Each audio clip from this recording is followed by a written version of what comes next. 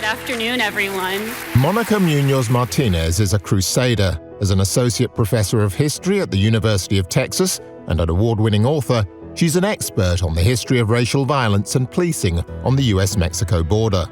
She believes to build a better future, you must learn from the past. From a family of educators and social workers.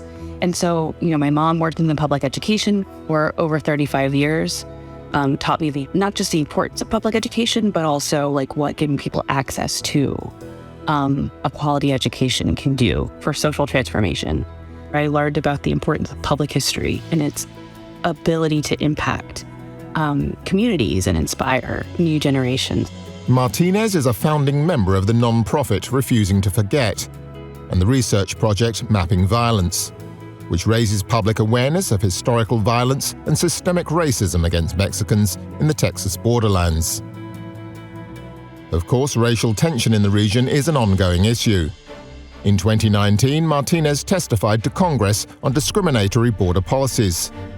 And when a mass shooting in El Paso, Texas claimed the lives of 23 people in the same year, she was among those called to offer her expertise. I testified in front of Congress just after the El Paso massacre in 2019.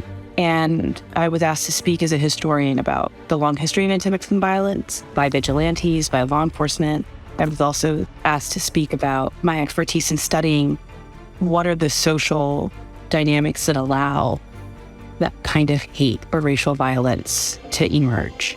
The outrage in El Paso was followed by a similar atrocity in Martinez's hometown of Uvalde, where a gunman killed 21 people at Robb Elementary School. It's the work that I started doing after Uvalde. It was actually trying to get mental health support and counseling support for loved ones and family that I have in Uvalde. And I had a really hard time navigating that process.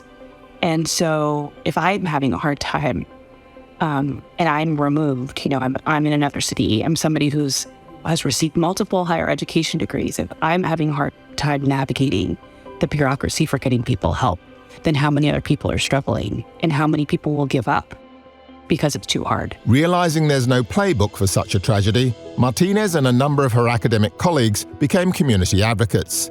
And she remains committed to helping victims anywhere whose voices might otherwise go unheard. If we are going to live in a society with this kinds of violence, then as a society, we have to carry the burden of trying to repair in the aftermath of these tragedies.